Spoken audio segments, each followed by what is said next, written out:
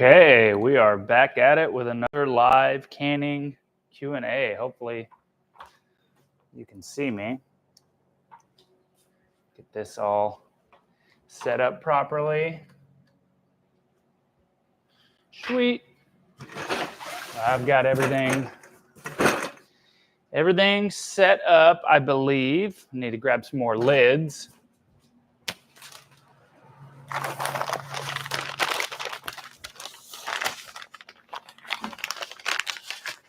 Cool. And if anybody jumps on here, let me know if you can hear me. Got this mic on again, trying to go for it, make sure it works. Nice. What's up, Lewis? Can you hear me?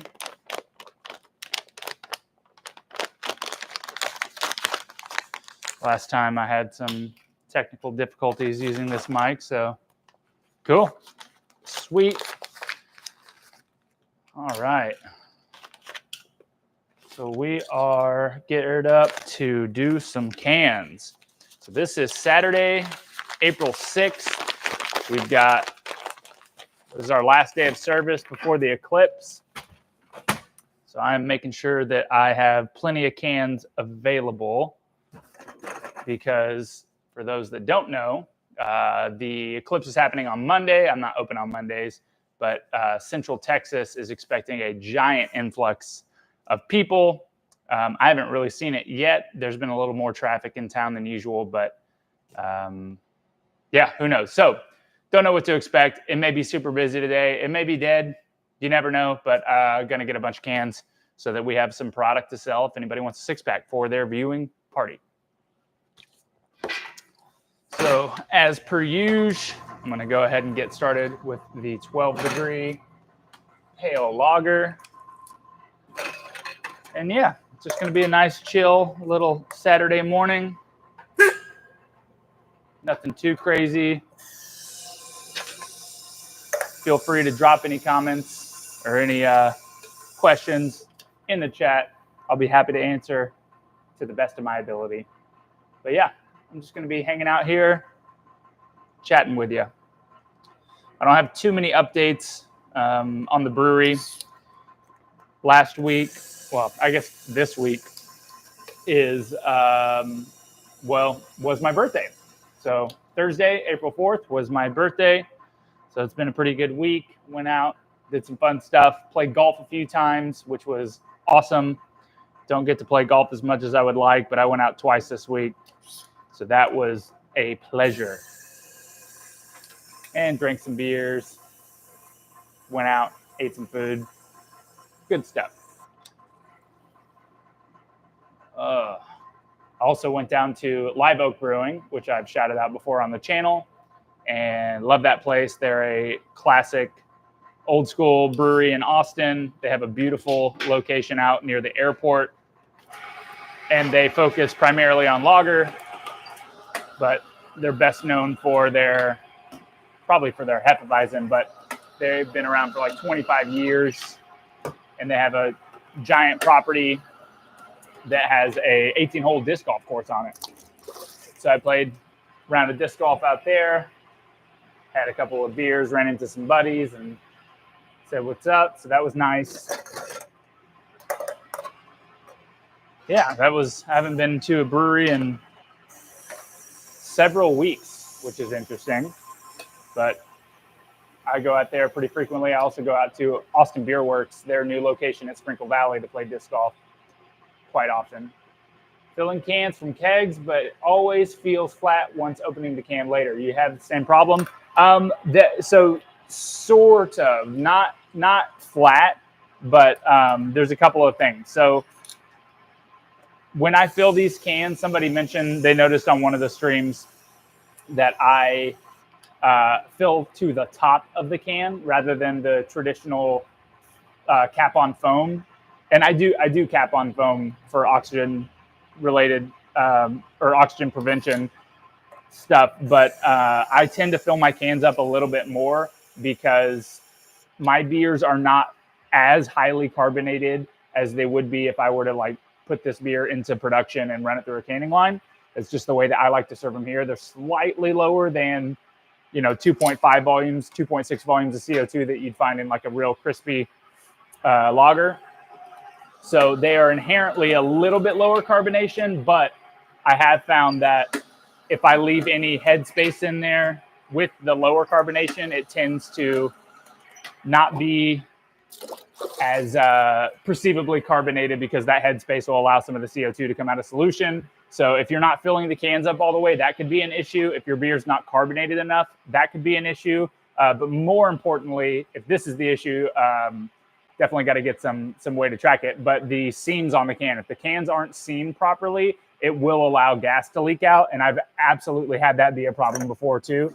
So the only way that you can manage that is by getting some testing tools, what's called a breakdown tool. Actually, I'll show you.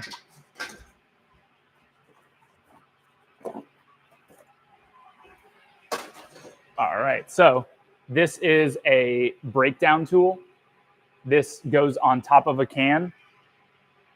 So what you do is you seam a can, and then you put this on top, and you run it just like a can opener, and it presses that seam apart and allows you to take it apart and inspect it.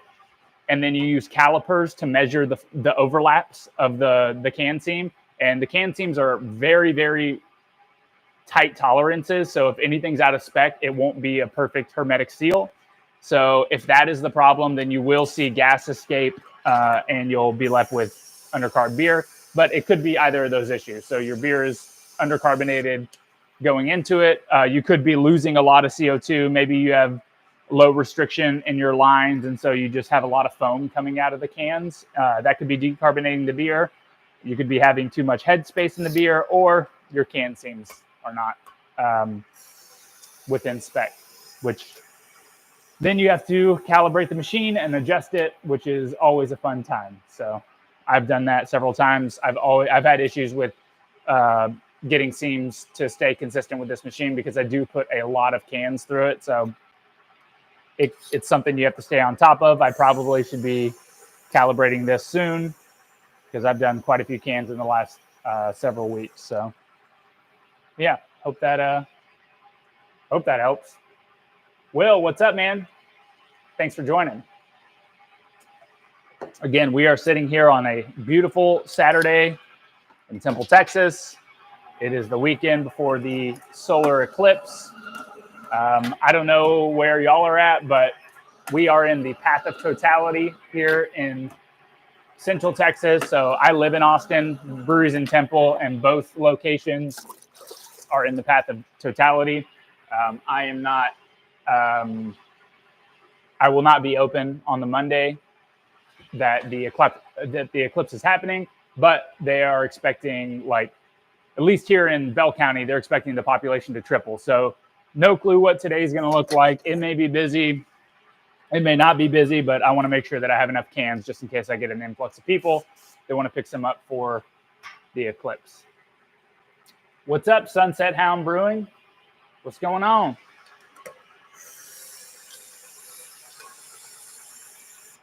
Yeah, should be a fun time. I'm moderately excited about the eclipse. I don't know what the weather looks like in y'all's neck of the woods, but it's supposed to be rainy and overcast, which is kind of a bummer because there are so many people coming in from out of state to view it. It's that would be a real disappointment if it was just like raining and overcast the whole time. But hopefully we get a good look at it and everything goes dark and the wolves come out and everybody freaks out because the sun blots out and nobody knows what to do. Apparently, animals go crazy when it happens, and I'm curious to see what that looks like. But I will be drinking beer. I'm going to be bringing some six-packs back home. Finally got labels in. I don't know if I mentioned, well, everybody that's come in and bought cans in the last couple of weeks knows, but I've been out of can labels, and I just got them in. They were in transit for like an extra week. It got sent to the wrong address, so finally got them. So now I can actually label my cans and have it be nice and pretty, which is always a bonus because the blank cans are, I don't know, they're fine. It's just not quite as appealing as having a nice branded label on there.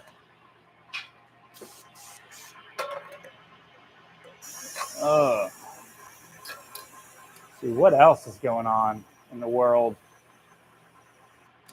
Nothing new. Again, not a ton of updates here at the brewery. Again, it's been pretty slow this week. No clue what's going on out there. I've talked to a couple of other buddies in the industry. They've been kind of lamenting the fact that it's been a little slower around their breweries as well. But I've also gone to a couple of breweries in Austin in the last few weeks that were jam-packed. So maybe it's just a me problem. Let's see. Sunset Hood Brewing. How many cans are you filling today? I'm probably going to try to get at least 8 6-packs of each beer. And I've got several left over from last night. So I'm probably going to do like 4 to 6 of the 12. And then I only have like 1 6-pack of 13 left. So I'll probably end up doing 8 of those. And then I've got a bunch of 10s left over. So I don't think I need to do too many 10s, but try to get 8 to 10 of each 6-pack, which should be enough. That would be, if I sold all those, that'd be a good day. That'd be a good day for me. Does anybody watch I Think You Should Leave? It's like my favorite sketch comedy show ever. Tim Robinson, who will actually be in Austin next week or the week after. Austin has a big comedy festival called Moon Tower Comedy Festival, and Tim Robinson will be there. Apparently he's doing I don't know if that's what he's doing at Moon Tower, but apparently they're doing a live I Think You Should Leave show, which would be dope to see. I love comedy.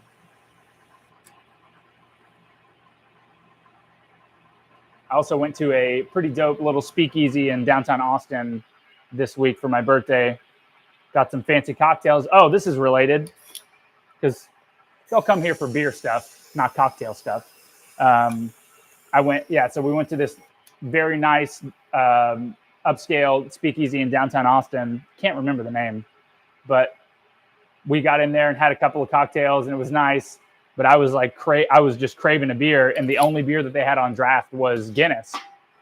And Guinness, I've been on a huge Guinness kick recently. If y'all watched my non-alcoholic beer video, I drank a ton of the NA Guinness in January and February. But I've been on this big Guinness kick because it's one of the few examples of just like an outstanding beer experience that's like readily available.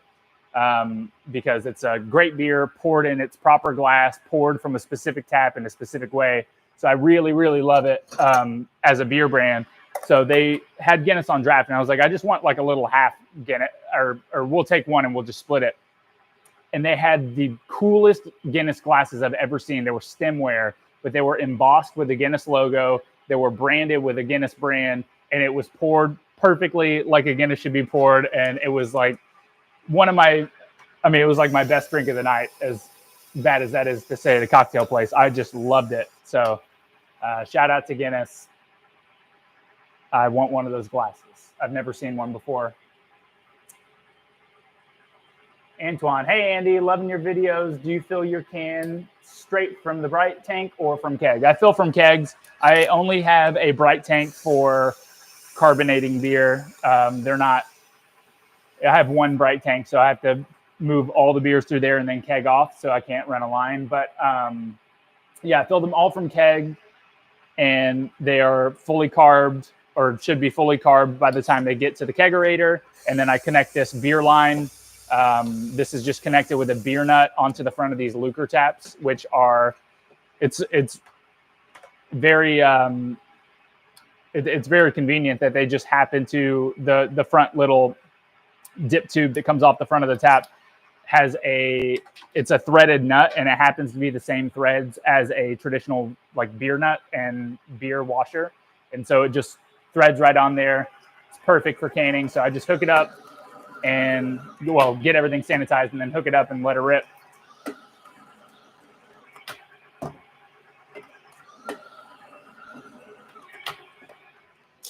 All right, that is 3.5 6-packs. Nice. I'm trying to make it up there. Going to head up your brewery and Barrow Brewing. Oh, nice. When are you coming? First of all, where are you from? And when are you coming up? Antoine, hope I get to try your beer someday. Me too. That would be cool. Maybe I'll take this thing on the road. Just do some pop-ups across the country. I have been thinking about that because I just think it'd be fun. I think it'd be fun, even though I don't have that large of an audience where I could draw a crowd, but it would be cool to do a little pop-up in another state or another city at least. Maybe one day. If the YouTube audience gets together, maybe I'll put a poll together. If y'all get together and y'all are disproportionately in one area, we get enough people to sign up to show up to an event, that would be cool. Maybe haul a keg across state lines and go pour some lager for you. I'm down in San Antonio. Oh, cool. San Antonio. I love San Antonio, man. I spent summers there as a kid. My dad lived there for a long time, but I was obviously under the legal drinking age at the time, so I didn't really go out. I just did like Fiesta Texas and all that stuff. But then when I was working at Black Star, we started distribution, and we ended up sending a handful of kegs down to San Antonio because the market down there was like, at the time, this was like 2015, maybe 2016. It was pretty underserved as far as the Texas market is concerned. Like Dallas, Houston, Austin all had a bunch of breweries, and San Antonio had a few breweries, but it was pretty underserved for craft beer because it's such a large city. So we ended up sending some kegs down there, and we would take some day trips and go down there and hit up some spots. Used to love going to Atta Girl. I don't know if you've been to Atta Girl, but that place is super cool. The Pearl is amazing. So Pearl is like a huge old school beer brand in Texas. They're now not their own brewery, but they're produced by, I think, Miller Coors up in Fort Worth. But they're well, I don't have the OG shirt on right now, but my logo is heavily influenced by the original Pearl logo, or at least the Pearl logo from the 70s. So I love that brand, and the Pearl facilities where the brewery used to be got redeveloped into like a multi-use retail and apartment and shopping area, and it's just super cool. So you can like walk around with beers and drink and hang out. Very cool. And apparently they're doing something with Pearl in the near future. I've heard that there's going to be, maybe they're like reopening a Pearl brewery. I'm not sure, but yeah, that area is pretty intense. A lot of stuff going on.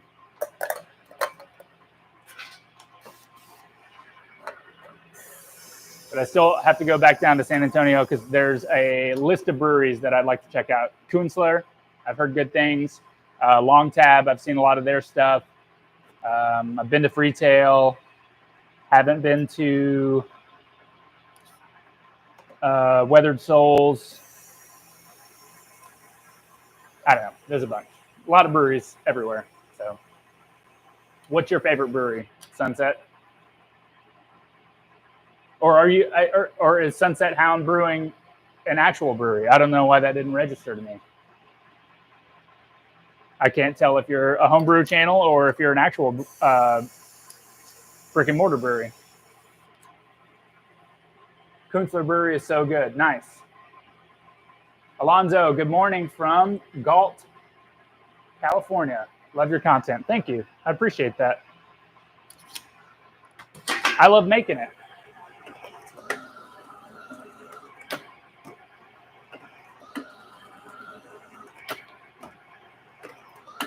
All right, last can. So that's it for the 12 degree. We can now move on to the infamous label process, which for those of you who are new, this is it's just a joy really to watch because it's so efficient and totally not janky.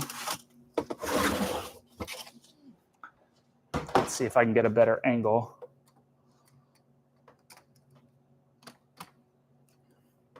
Great angle. Okay, so this is my labeler. I have to keep everything held together with tape. So I get these rolls that are manufactured, that are printed by a company called Blue Label, and they make really awesome labels.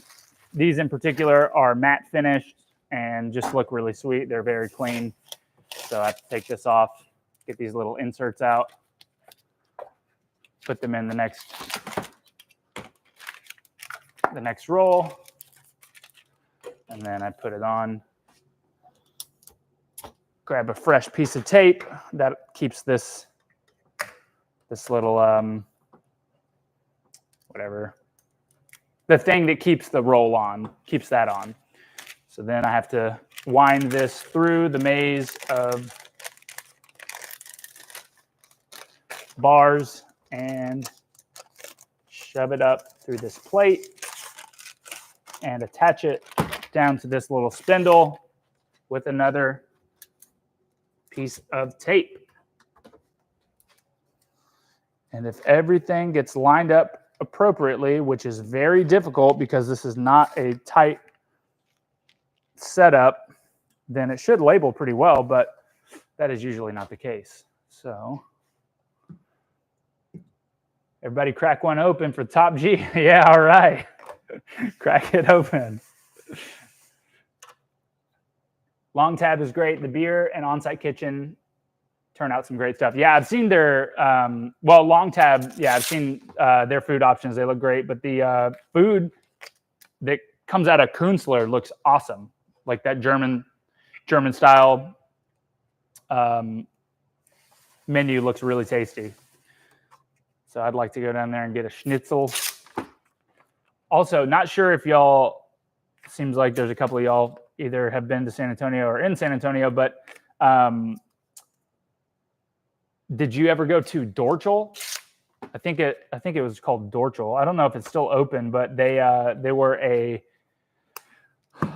distillery, but they made rakia, which is basically it's just a different name for the same type of spirit that is what Schlivovitz is, which is like a plum brandy.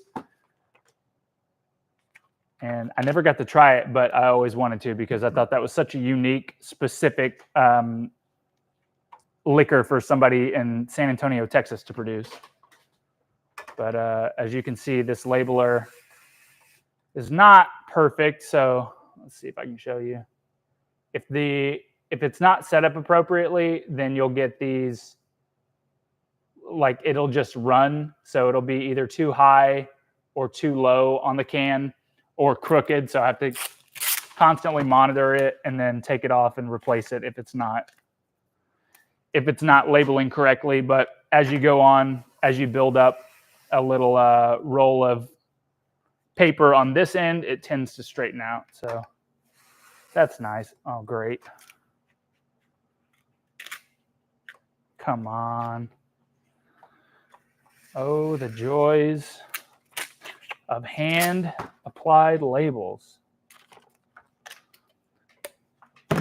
This handmade quality shit we're talking about here.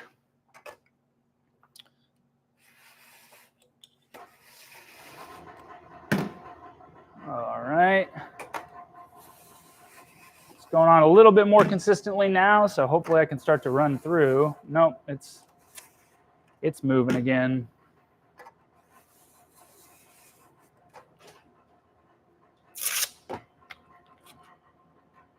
Sorry for the radio silence. This thing keeps me pretty mentally distracted. So you constantly have to keep messing with it. Does anybody have one of these type of labelers? I know some of you can in this group, but somebody recommended, after me complaining about this one last stream, somebody recommended the Label Slayer, which is a great labeler. I've used it. That was my first labeler that I used at the brewery, but it's a 3D printed label applicator, so it's really good for like very cheap, very easy to use and get started with. But mine at least kind of wore down a little bit over time. I think just the way that it was printed, or the plastic would just kind of wore down a little bit, and so the labels wouldn't apply as consistently the more that you did it, and it also required you to like physically pull the paper out, which made it a challenge if you were doing a large number of cans. But I would say great for startup in a small brewery or on the homebrew scale. So if you are looking for a labeler, I recommend the Label Slayer. All right. What else can I talk about? I feel like I should be more prepared for these lives. Give you some more value for your attention. Is anybody brewing right now? Last time there were quite a few people that were brewing some beer.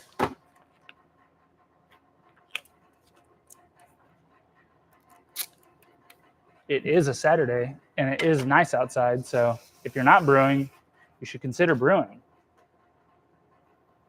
It's a good day for it. Let's see. Antoine, how did you get your experience in brewing before opening Tanglefoot, and did you take any courses? Great question. Initially, like pretty much everybody that gets into home brewing, I got into it because I started drinking craft beer when I was 20. Don't tell the cops. So I found craft beer when I was living in Arizona.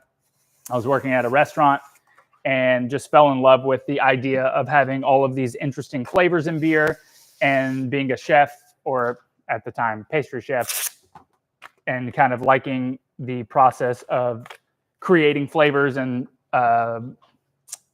combinations of flavors. I immediately was attracted to homebrewing, figured out how to homebrew from a coworker, started off with extract batches, and I did exactly 2 extract batches and quickly pivoted to all grain. So the longer version of the story is, here, let me get an angle of this so you can see me apply these. But the longer story is I moved back to Texas. So I was living in Arizona for a year. I moved back to Texas to be around a great beer scene, which I had lived in Austin initially to go to culinary school. And so I moved back to Austin and got just a job in a restaurant, but was looking for a potential opportunity to get to a brewery. And then I found this one brew pub that became my go-to, and that was Black Star Co-op. So the brew pub, it's a cooperatively owned brew pub in Austin, Texas. And I was a regular there, became friends with the staff, and ultimately got a job there, front of house. And then I'm going to adjust this really quick.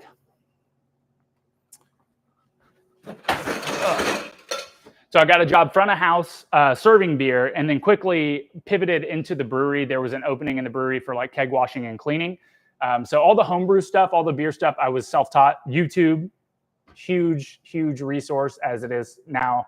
That's why I make content now, is because I want to help people that are kind of going through that phase of their craft beer journey. But I learned a lot on YouTube, and then got into the brewery, and then learned on site there the majority of my professional brewing experience. So the initial head brewer, Jeff Young, who now owns Blue Owl Brewing, he's one of my best friends, and he kind of mentored me and taught me everything he knew about brewing. And then he left to start Blue Owl in like 2014. Another guy, Chris Hamjay, took over for head brewer briefly, and then I took over quickly after that.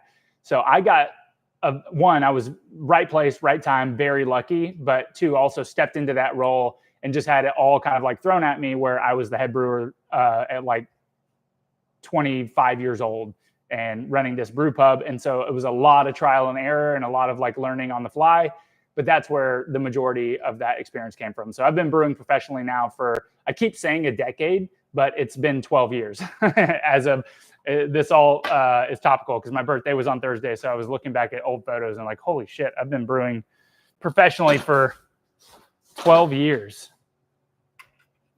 Pretty nuts, but that is the long answer to your question. And I'm just putting these in the cooler so they don't get too hot. All right.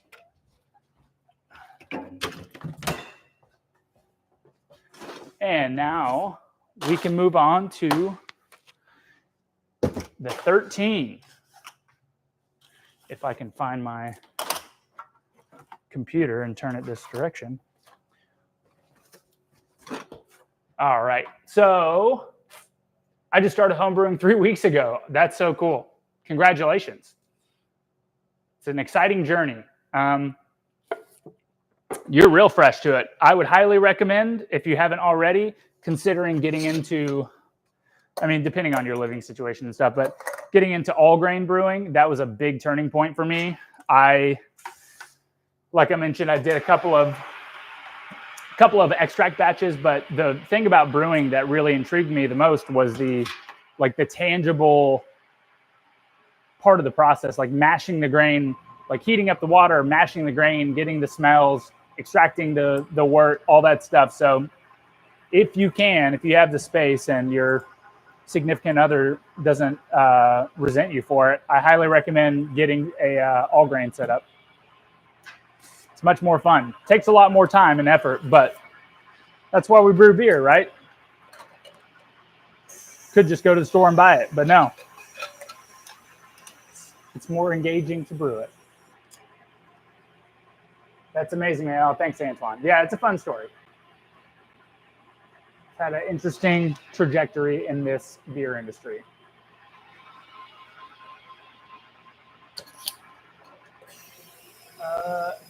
Yeah, I did one extract batch and then just went straight into all grain. Yeah, it's addictive, man. Once you get, especially with I never did like a Cooper's batch, which is pre-hopped wort, where you basically just kind of,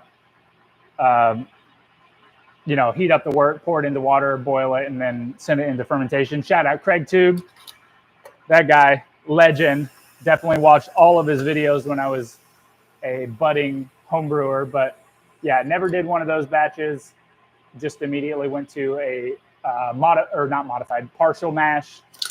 What do you call that? Yeah, I guess partial mash, where you take a muslin bag and just put a little bit of grain in there and steep it into the wort. But highly recommend touching and smelling all of the ingredients, because that's what it's all about. Knowing where your beer comes from.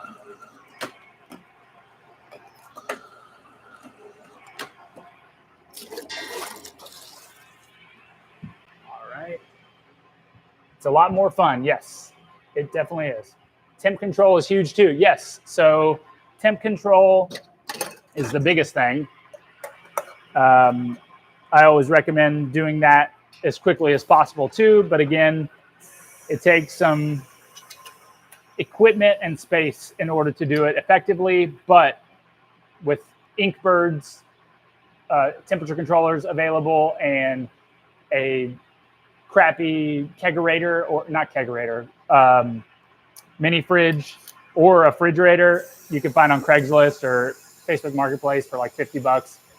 It's just if you have the space, definitely just go ahead and spend the money on that, because it's going to make way better beer.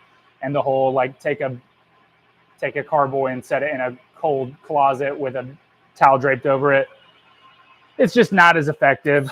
You'll get inconsistencies and esters and just temp control. Yeah.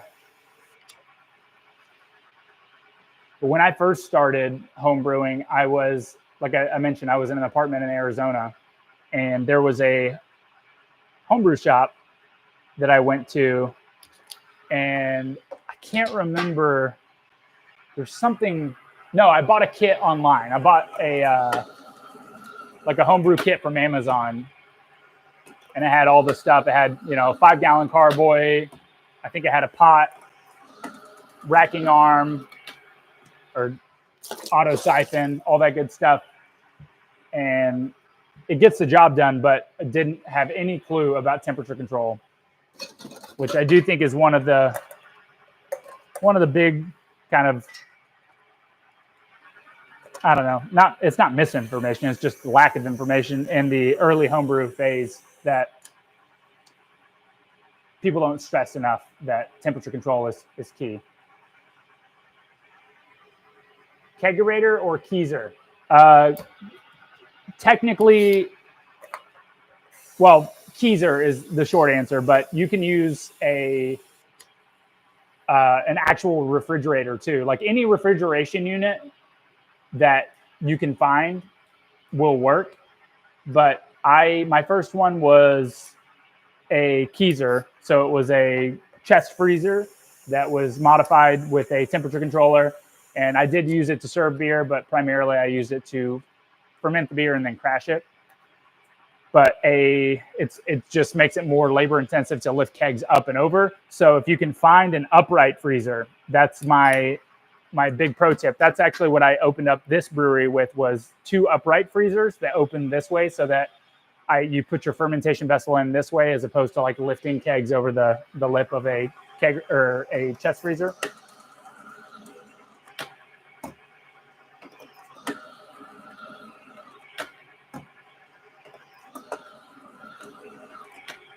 But it all works. I actually have been thinking a lot about this because I was looking at potentially developing a basically like a all-in-one homebrew kit, but for lagers specifically, with an emphasis on fermentation control. And I've got a video right now that I'm shooting. I'm just waiting on finishing it up, but where I brewed a batch of beer at my house with just crap that I had hanging around the house, and trying to have temperature control with just stuff laying around the house. And it proves to be pretty challenging and not very effective, but spoiler alert. But the having basically some sort of 1 gallon beer kit that is all grain, but also the fermentation chamber would be like the box it comes in, and some sort of, whether it's ice packs or like pre-frozen plastic ice packs that you can put in and out that will maintain at a specific temperature, I think could be really cool and effective to at least get your foot in the door of brewing lagers at home. The only challenge with that is like you can't really crash, so without like refrigeration. So you would need to take that and put it into your fridge at some point. But does it make a big difference between using table sugar versus corn sugar for conditioning? Like for natural carbonation conditioning? I think that I don't have a very good answer, because I didn't ever try using table sugar. I only used corn sugar, but I also only bottled beer twice, I think 2 or 3 times, because I just hated it so much. So I ended up moving to kegging very quickly. Another hot tip: if you have the space, just go straight to kegs. It's much easier and quicker. But I would assume that there isn't a huge difference, because it's such a small amount of sugar that the fermentation characteristic probably wouldn't be too significant. But corn sugar is just like readily available and accessible. I mean, I guess just plain table sugar is more readily accessible, actually. It's just a standard. Maybe it's a cleaner secondary fermentation profile, but I don't have a good answer. That's a good question. Again, highly recommend just kegging, because bottles are cool. It's nice to have them portable, but the amount of effort that goes into bottling a 5-gallon batch of beer for the amount of beers that you get is like, I don't know, it's a lot.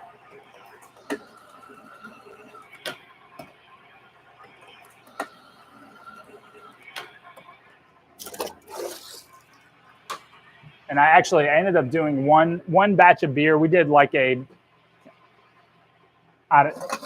was a kind of wild fermentation, mixed culture fermentation at Black Star that we ended up bottling. And I did a secondary fermentation. We bottled it and then had a secondary fermentation, but just did not have great, I mean, we had never done it before, so we didn't really know what we were doing. And so we ended up having way too little sugar in the bottles. So it only got slightly carbonated, which is kind of a bummer. That's one of the downsides too of doing the natural carbonation in bottles, is that if you don't have really good control and, you know, historical information on how much sugar to use for that specific beer in that container, it's just kind of like, it's a bummer if you wait an extra 2 to 3 weeks and then the beer turns out either undercarbed or overcarbed, which I definitely had happen on a batch of Imperial Stout, which was a bunch of gushers. If you've ever had a gusher bottle, I haven't had a gusher bottle from a brewery in a long time, so that's nice. Good to see that in the world of craft beer. Well, that keg just blew.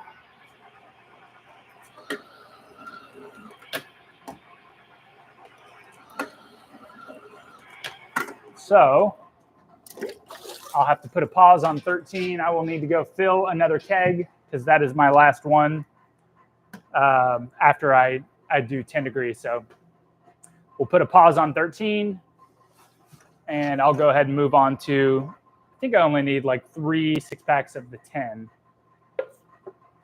So I'm going to go ahead and move on to that. And y'all can continue watching me labor.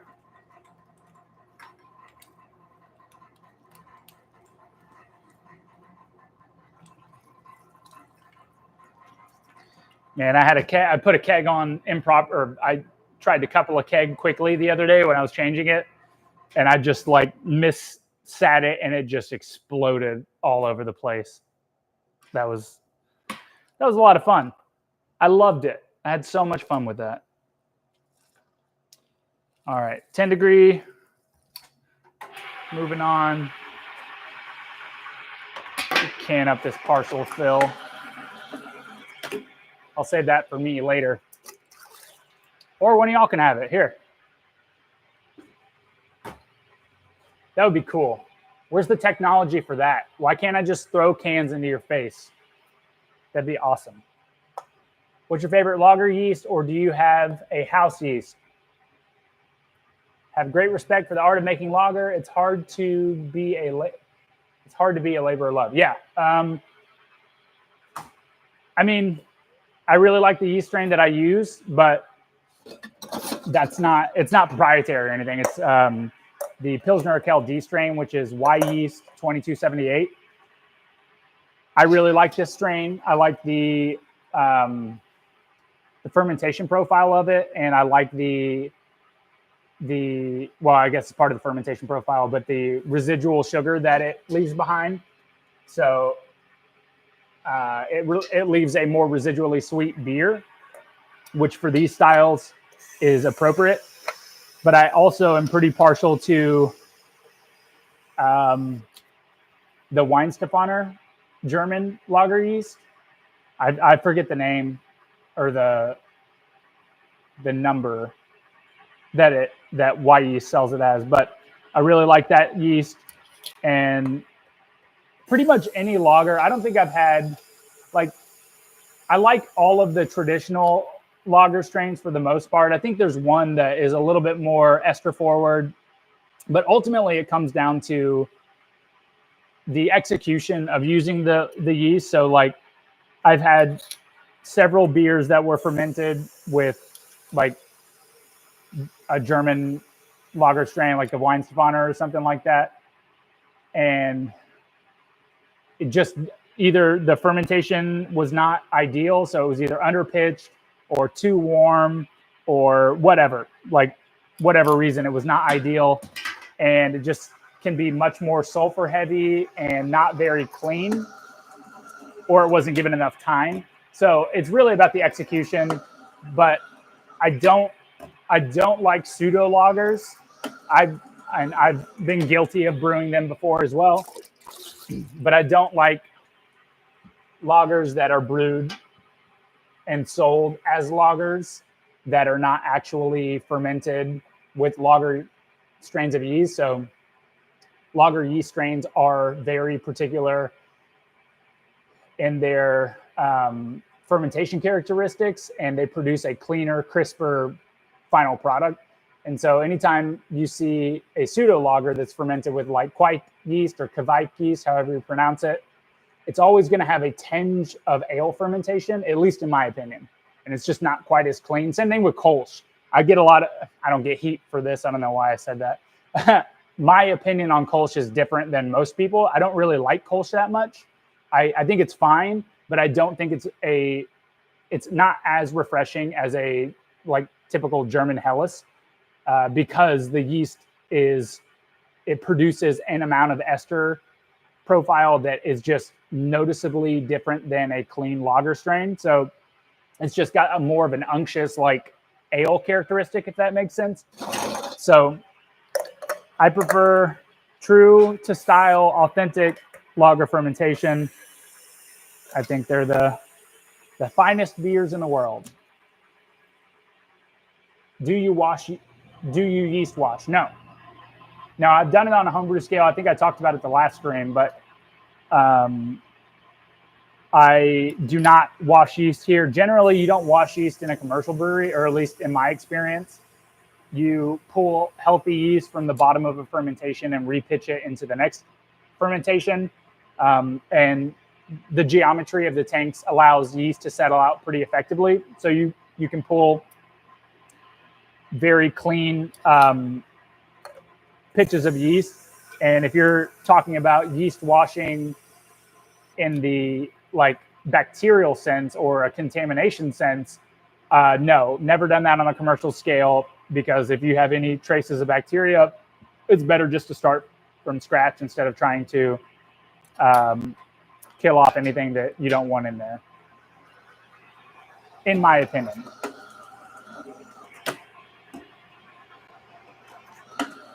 Of course, it's my opinion. It's my channel. Who else's opinion is this? It's a beauty having your own YouTube channel. You can say whatever you want.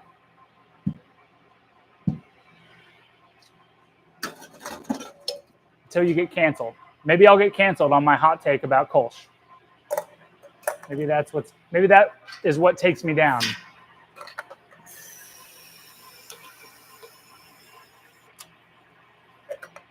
Oh, I remember I think it's Dortmunder lager strain. I don't know if anybody here has used that, but I think I don't prefer that yeast. I'm not positive, but for some reason that's sticking out in my mind as the one that I don't think I particularly like. Also, fun fact, I thought forever that Guinness was a lager, and it's not, which is shocking to me because I like it so much, and it's clean.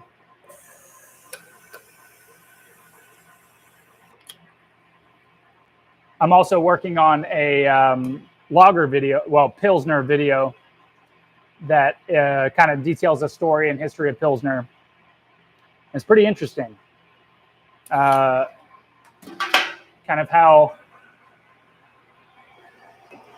lagers got to where they are now and what led to the proliferation of it throughout Europe and then ultimately across the world is pretty cool.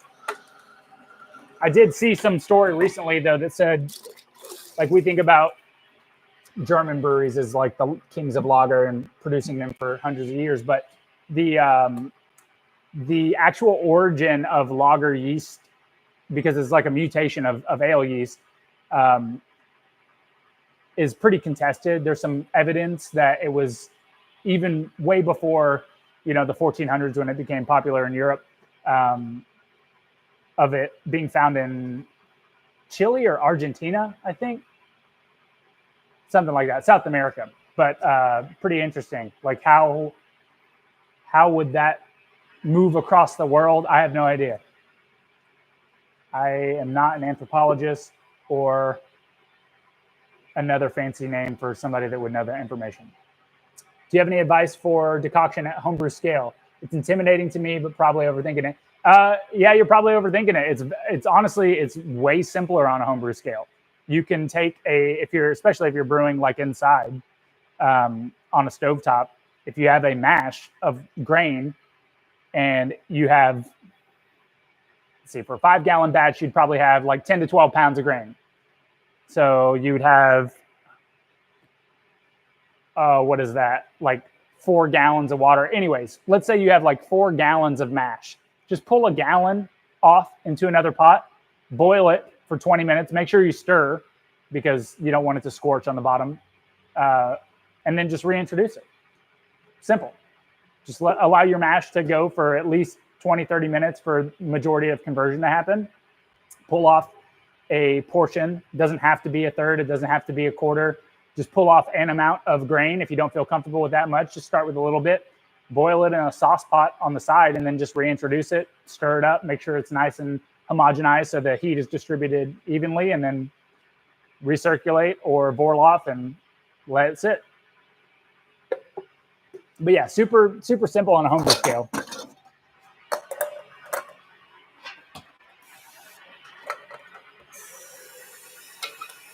Biggest consideration is scorching. That's it.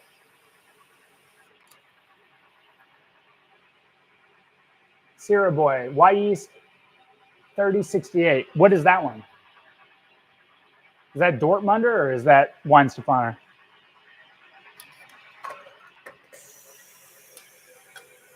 Should you wait until the decoction cools off a bit, or would you just pour it in while it's boiling? No, you just pour it in. So the whole purpose of decoction was to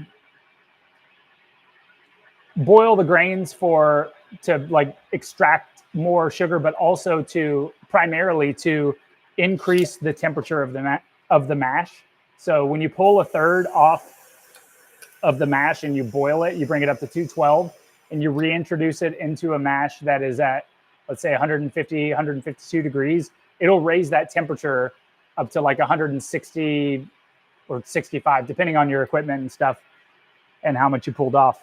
But that was the whole purpose of it, because you wouldn't, like the way that I describe decoction is very untraditional, or at least it's not the way that it was intended to be used. I only do decoction for flavor contribution, not for extraction or conversion.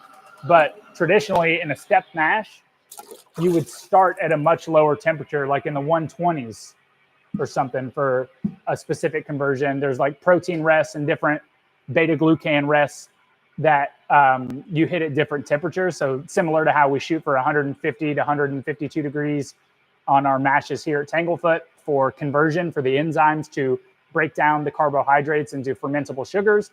There are other temperature steps that break down other things. So proteins and beta glucans, I think, I don't know. It's been so long since I actually applied this knowledge. But so you'd start at like 120, you'd decoct, you'd reintroduce it. Maybe it raises it to 142.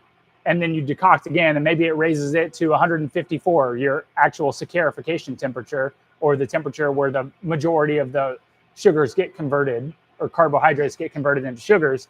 And then you would decoct again to that final high temp that you would mash out at. So yeah, primarily used to alter the temperature of the mash. So no concern with that. Weinstefaner, nice. Or Weinstefan, whatever. Steiner, Weinstefaner. All right, I've got two. Let's do a third 10. This is entertaining, right? Let's go for one more. Big time.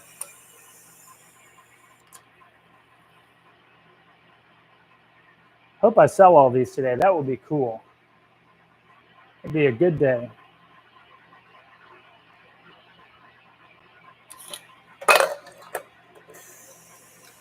What are y'all drinking during the eclipse?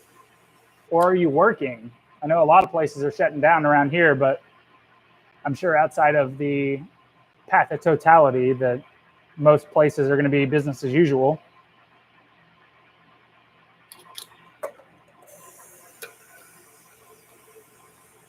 But let me know. Be interested. I will be drinking 12 Degree Pale Lager from Tanglefoot Brewing, as well as maybe some rum. Seems like a good day for that.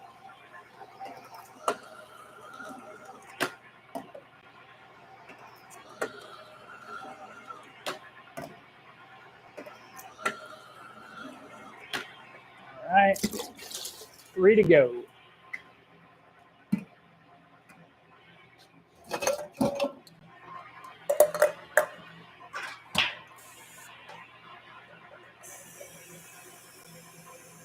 Would you consider selling your beer online? I can't. It's illegal in Texas. Cannot ship beer in the state of Texas. So unfortunately, it is not a possibility unless I were to distribute to out of state to a company like, what is it, Tavor or some other company that sells beer online. I'd like to, though.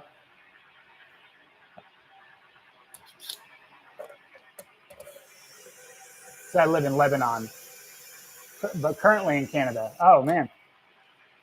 All over the place. Yeah, unfortunately, I cannot. Also, man, I wonder what the shipping would be on just one 6-pack of beer to Lebanon. That'd be crazy.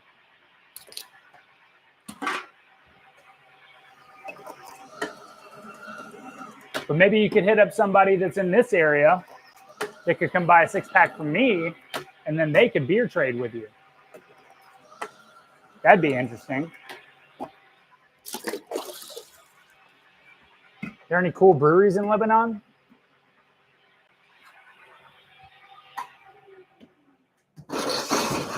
All right. And once again, we are going to label.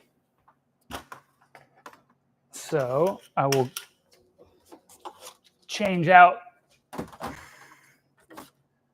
this bad boy again. Maybe I'll leave it on my face this time just so you can see my frustration when it's not working well.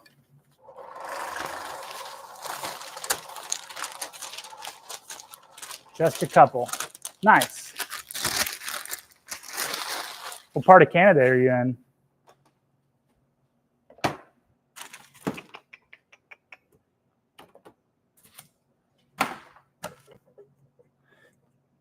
They're most known for Almaza. What is that? Is that a brewery or a style of beer?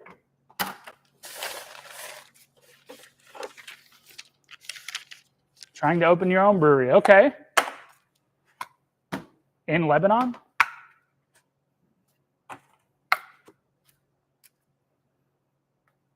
Be curious to see what the restrictions are like out there, like the permitting and stuff like that.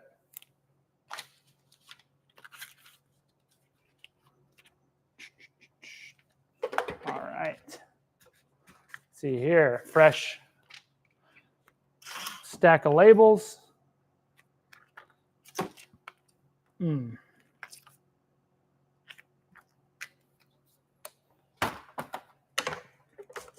Oh, you live in Ottawa. Cool.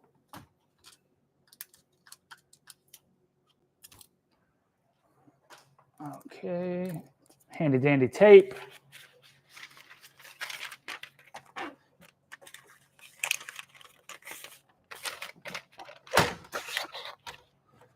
Sweet. All right, so this is the last little bit of canning for the day. So I'm going to knock out these labels, and I'm going to have to go fill a keg, like I mentioned. So I won't continue this stream for that. It's going to take me a minute. So if anybody has any other questions, comments, or concerns, feel free to voice them now. This will only take a couple of minutes.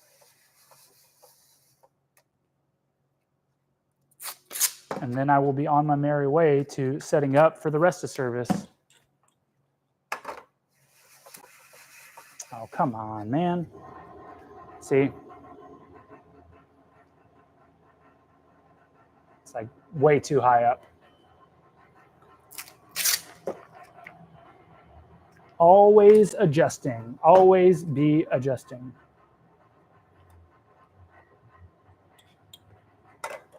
Thank you for your input and your videos. You're doing great, man. Thank you so much for the support. I appreciate it. It means a lot. I like doing this stuff even when the brewery is challenging. It's nice to have a little community on YouTube and get to share some insights into the brewing world And if anybody has any specific topics or questions about beer stuff, as always, leave a comment on a video or feel free to email me at andy@tanglefootbrewing.com. And I am always happy to help.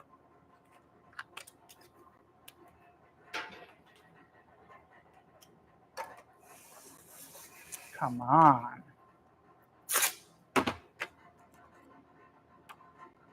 You know, I'm just going to hand label these because this machine does not want to cooperate with this new roll of labels.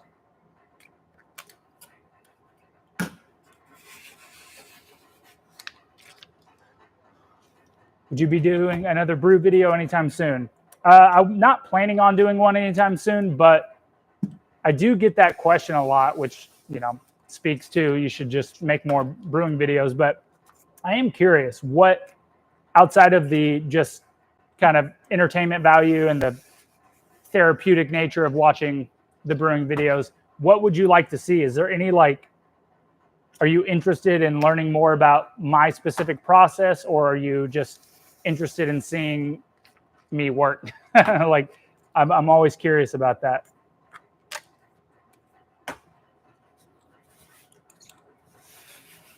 But I can definitely do another brewing video.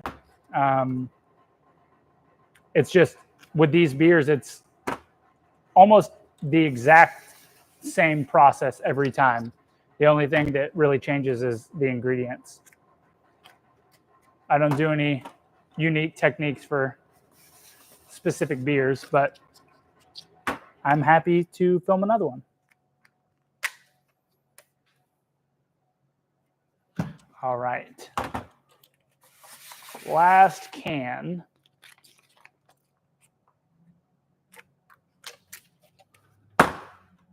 Where are my pack tags? Got it. Oh, there goes the tornado siren. Every first Saturday of the month, Temple fires off a tornado siren as a test. Don't know if you can hear it or not, but it just sounds like wailing outside. It would be really unfortunate if there was actually a tornado on the first Saturday of the month.